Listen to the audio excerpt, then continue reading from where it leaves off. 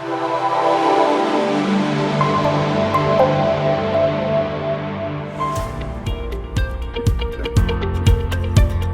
there you are, Julien. How was Paris? How was Julien?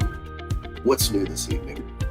Good morning, Max. It's a very special evening. I don't know if you realize, but that is our last episode of the year, and it so happened to be just after Christmas. I mean, a few things have happened in the past few days, in the past few weeks. I'm in a pretty cheery mood right now. That's good. That's good. I'm feeling full. Having a little hard time moving around, but that'll pass over time. Now, I was wondering, last episode of the year, is it going to be a positive one? Is it going to be a negative one? Is that going to be a Christmas one? Is it about you getting twice your meat delivery in your fridge again, trying to figure out how you're going to eat all of it? I don't know what this last episode is going to be about, but it's going to be about you. I want it to be about you. So what do you have? All right. Well, I know what it's about, but I don't know what to call it. Okay. It's going to be about, and it's certainly not Christmas because it's something that happened in a Muslim country. Okay. It is about my trip to Marrakesh in Morocco. And boy, did I have a series of customer experiences there. And they're very, very, very different than anything I've experienced. And I don't know where it goes, but it is definitely a customer experience story, and why not? So that's what I'm going to talk about. All right. Well, it's so cold out there. Talking a little bit about hot country is not going to hurt. So yeah, there by you go. all means. Yeah, and this was not the dead of summer, so it wasn't miserably hot, but it was actually pleasant and warm. So you can think of that as you curl up by the fire and edit this later. So in Marrakesh, they have a massive square, and they have the Medina, which is the old original walled city. And I don't know how many blocks, it's got to be miles of just little catacomby blocks, and it's all stalls. It's all people selling stuff. And it's not like in the US or in France. And I know you've been in Hong Kong and you've been some places, you've had a lot more experience with this sort of thing than I do, but it's all about haggling. It's all about, how much can I get for this? And we went there with a group, and the first full day we were there, another couple and my wife and I went down into the Medina and started going through this. And it's just this constant, hey, you want to buy something? Hey, you want to buy something? They're just in your face and right there and all over you every moment of every day.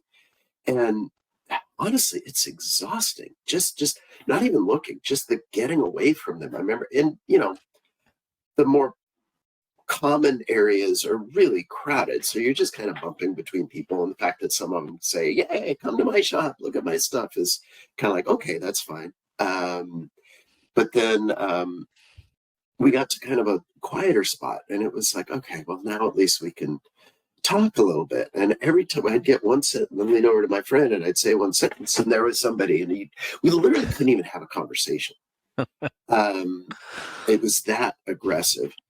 And I have friends who were there who really related to it and embraced it. And I tried, and I had a couple of rounds, but I'm not a good negotiator. They give you a couple of basic rules, like they come out and say a price and you say a third of that, and you end up somewhere. And you have to be willing to walk away, and you have to walk away. And I'm the kind of guy where it's like, he says a price and I say a price, and then he comes down some and he's like, I came down, you came down, deal. And I'm like, deal. And all of a sudden later I'm like, oh, I just walked away from God only knows. And how much I could have narrowed this guy down. And it's not a lot of money in a lot of cases. It's just the act of winning and the process of the negotiation. So did that a few times. We got some stuff, and that was great. But it just, the whole aggressiveness of the people was really tough. So we went again And this time we went with a guide. And it's an interesting trade-off. With the guide, you have, they see you're with a guide, and it's kind of hands off to go harangue somebody who's with a guide. So that made the whole experience a lot better, a lot more peaceful. And the guide took us to like a college dorm. It was a college dorm, but it was built in like 1200. Okay. And just these beautiful buildings. And, we got some history, not just walking around shopping, which was cool. And, we were trying to get to the fabric dyeing area, and we couldn't find it on our own. But with this guy, we were right there. So that was all really cool and really nice. But there's a price to, above and beyond what you pay the guy, there's a price to it, because he takes you to his shops. And now when you're negotiating, everything is, ratcheted up quite a bit in terms of the pricing. And again, I'm really lame, so I'm bargaining, I'm getting whatever price I get. And it could have been so much less. I talked to other guys who, I walked away and they ran down the street and grabbed me and pulled me back and agreed to my price. And I never got those kind of victorious experiences. I was a loser when it comes to this kind of shopping. And but it's fun. It's the same experience, and it's fun, and it's nice, and it's all that. The thing with the guides is the rug shops, and I love the beautifully handmade rugs that they have there. But did you come back with a magic carpet? We did not, and there were a couple of reasons behind it. One is we only have one place where we really could use a rug. I feel like the rug under our dining room table, we could put a nicer one there. But my wife's like, I like it. Why would we spend a bunch of money to do that? And I'm like, I can't defend that. Okay, no, we won't do that. But the one place we need is a hall runner upstairs. So it is anything but a centerpiece moment where somebody's going to look and go, what a rug. So the motivation was pretty low, but we when we were on our own, we looked a little bit and got some prices on some things. It's kind of, oh, wow, that's expensive. But then we went with the guide bringing us there. Now there was one rug on the wall that was just beautiful, and we're like, okay, that's a carpet runner. This is like 3 feet by, it was kind of long, 7-8 feet, but still, it's a carpet runner. Or it's a hall runner, and they're like, they brought out, there's some interesting stuff to it. You have tea, it's a warm connection. They bring out rug after rug after rug, and this is this kind, and the Bedouins did this, and this is this style. So it's interesting, and there's a learning experience. But then you get to the point where they finally start doing a price, and there's one I loved. I think my wife I think she loved it too, actually, but. And they're like, yeah, 17, and this was not in the local currency. In U.S. currency, it was $1,700 for a hall runner. And I was like, okay, it's beautiful. I really think it's beautiful. You still don't have shipment in that price, because I guess you don't just we did. It. We I take that back. You didn't, but we negotiated that in. And beautiful. We left there. It was still, I don't know, $1,500 or something, and we're just like, no, we're not going to do that. We looked at some others, and we're like, no, we're just not going to get a rug. So we left, and we're walking around, and it's kind of interesting because the tour guide carried the negotiations forward. Eventually he's like, okay, best and final offer, $1,100, and I really liked it, and I was kind of like looking at my wife, and I was like, you want to spend over $1,000 for a hall runner? No, I do not. Thank you. You're curing me from that. So that was kind of a lot of the shopping experience. I have a couple of cab stories that I'll use to kind of tie a bow on all of this. Another night we went and we ate in there's a big open plaza, And at night they put up food stands, kind of like a night food court. There's a term I'm forgetting. And so we ate there, and it was raining, but we had cover, so it was really nice. And then we went to a rooftop bar. Now it's really late. We're in a part of the Medina we don't really understand. We get out, and it looks like if we go this way, we'll get to the gates, because there are no cars in this part of the city. So we're just kind of walking around lost, and it's late. And we're just really tired. And I think this was Sunday night, really, really late. And we walked by a barber shop, and it was open. And I was teasing the guy with me, like, you need a haircut. He's looking at me going, you need a haircut. And we were just kind of ha, ha, ha.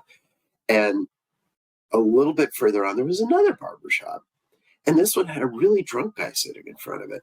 And I guess he was their shill, because he heard us talking about haircuts. And so he jumped up, and he's just, was staggered drunk, couldn't finish the sentence, but he's trying to get us desperately to go in and get a haircut. And we're like, no, we want to go to the hotel. How do we get out of this place? And he's kind of, oh, I'll show you.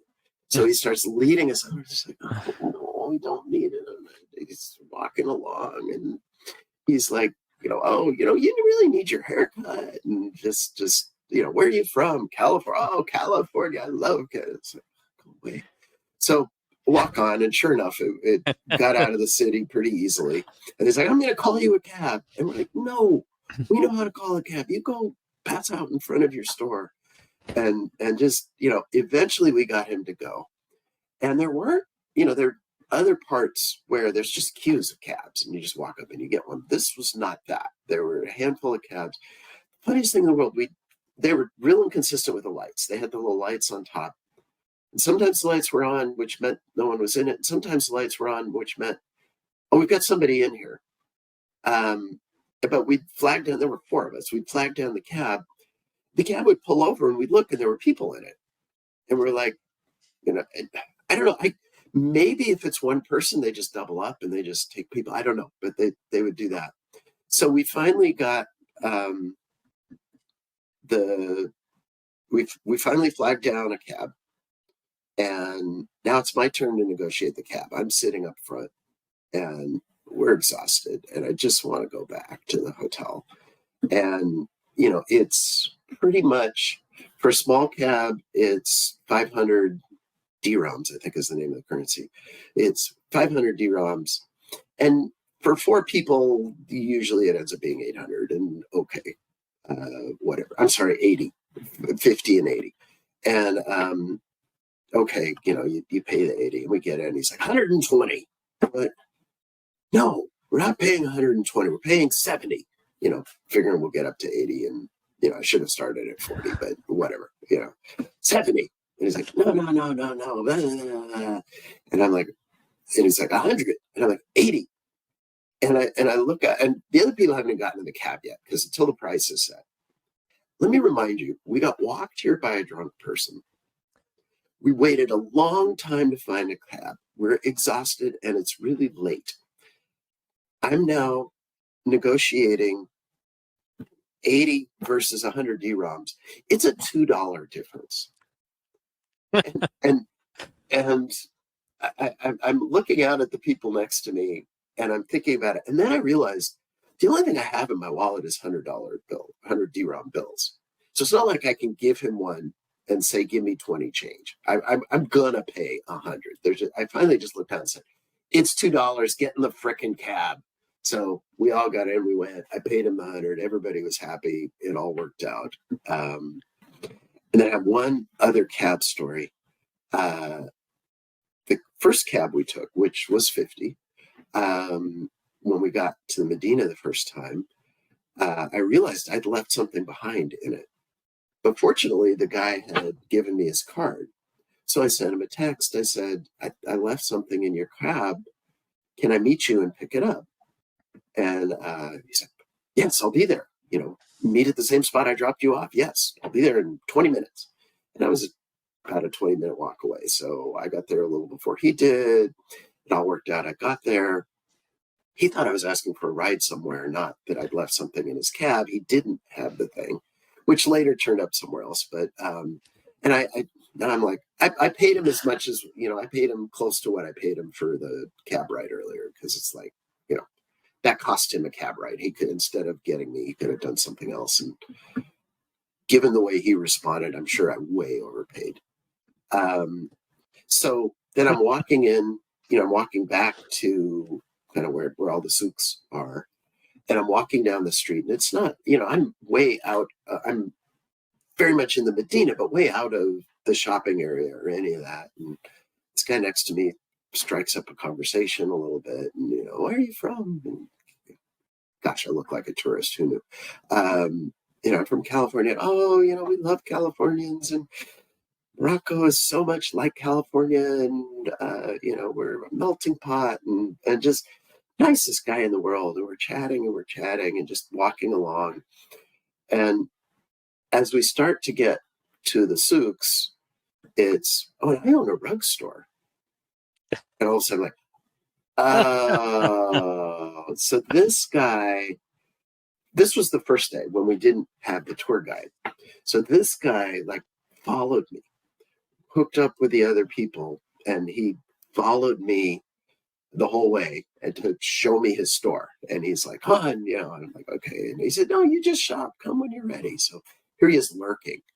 And finally, all right, I'm going to go. And I walked, a few stores ahead, and I went in, and they're showing me stuff. And, it was the first day I wasn't going to buy anything. And actually, I would have been smart to buy there. They showed stuff at prices that made more sense.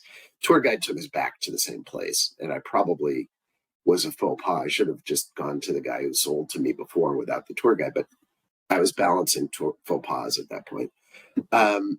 So then all of a sudden my wife comes, and I'm like, finally, I'm like, okay, no, I'm not going to get anything now. Thank you. This was really helpful. I really appreciate it.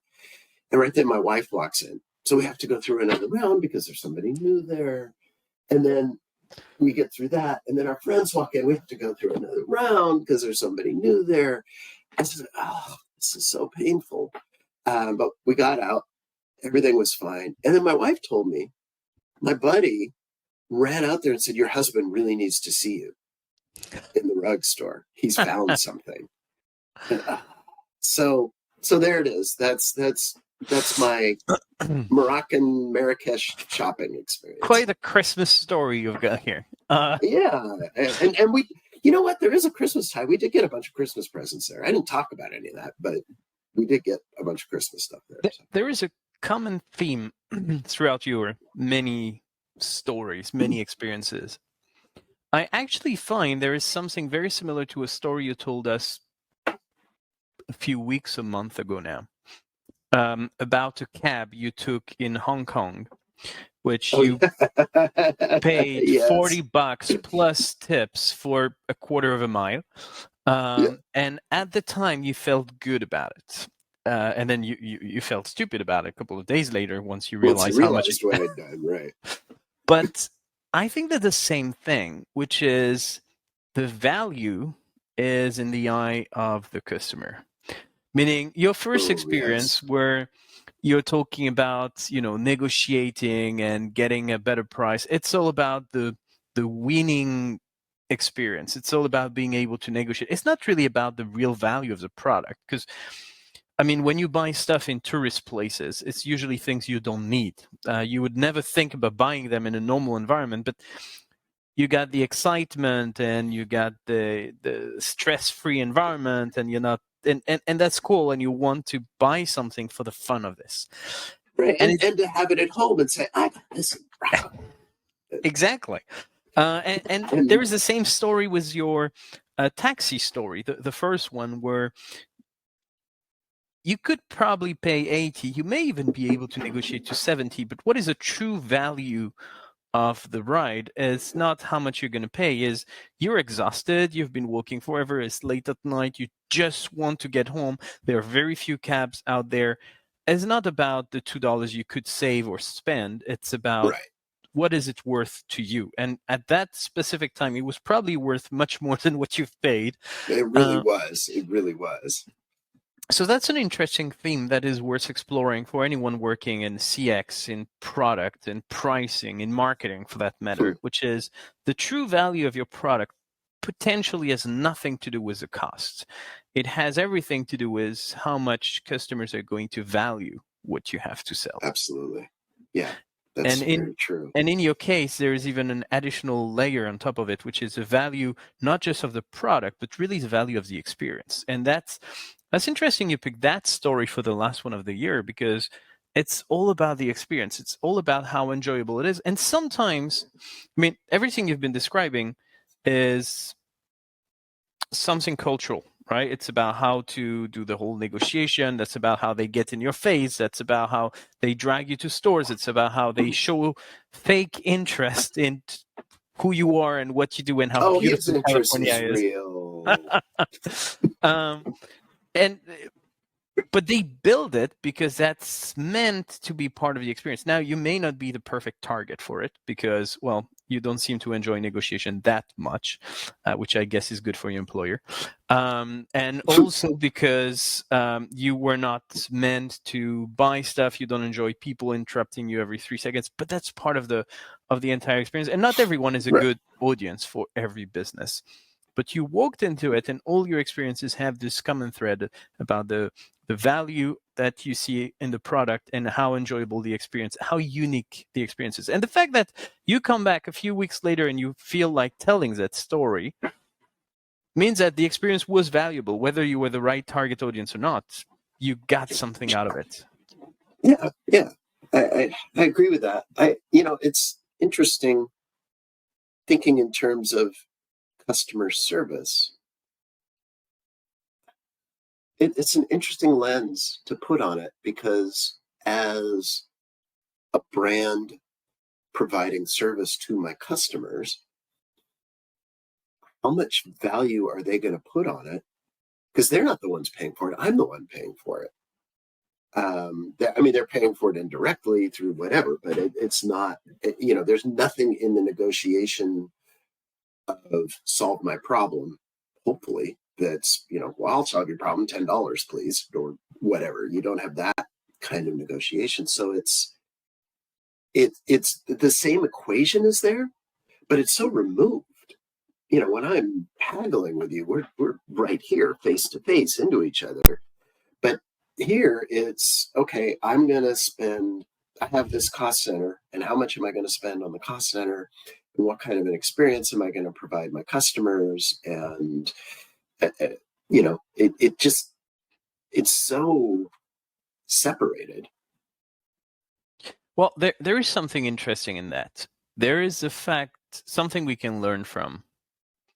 And it's probably even more interesting if we take the example of the rug store, the first story you told about the rug shop, which is they show a keen interest in who you are. They show you their product. They're not necessarily pushy at this point because you kind of mentioned the price came much later in the conversation. Yes. You had the experience, you had a seat, you had some tea, you had nice discussion. They were showing a keen interest in your personal life. You started building a relationship. And why is that interesting is because it's so much more difficult to get out of the store. You had that psychological effect, which is if it had not been such a ridiculous price, because you're not going to be paying $1,700 for a rug you don't actually need. But if the price had been lower, you may have felt like you had no choice but to buy it because now you had that personal connection and you did not want to hurt the feeling of the person on the other side who had been paying so much effort for you and now you're walking out. And building that connection is incredibly important in the sales cycle. And that's It part of is. marketing. And, Sorry, go it ahead. was interesting because there was that moment of sitting down where I was kind of like, uh-oh, I'm in it now. And I knew it was happening and I felt it, but I'm very happy to have had that experience. So even though those poor guys didn't get a overly priced, ridiculously overpriced rug sale out of it, but yeah. So look, I feel there are a few things we can learn from this, a few things that can apply to multiple situations, even though you don't have to go to Morocco to make it happen. There is something about the value of the item and in the customer's eyes. There's something about how important the experience is. There is something about how critical it can be to build something with your target account before trying to talk pricing or sell anything, because there is that psychological effect. I feel that's a very strong story you've shared for the last episode of the year too. Thank you so much for this. And I'm not going to ask you if you feel any better, because it looks like you feel pretty good about this story. I not only do I feel pretty good about this story, but I have this as my new footrest while I'm telling it. So can't imagine how you get that in your luggage on the way back, but empty. It was right. It was just a shell. It was just, yeah. There's a lot of rags inside of that now. Well, thank you so much, Max, for that story. But thank you so much also for another year, because we're just completing the second year of the CX therapy. We're going to have to scratch our heads to be somehow original next year with some new concepts. But hope you had a good 2022 and looking forward to chatting further in 2023 then. Same to you. I can't believe it's been 2 years, and I just have really come to enjoy this time and appreciate your time and effort, and look forward to another year. I'll toast you with some coffee. How's that? Sounds great. Enjoy the new year. Alrighty. Talk to you very soon. Thank you, Max, and Sounds see you in great. 2023. See you next year, Julien. Thanks.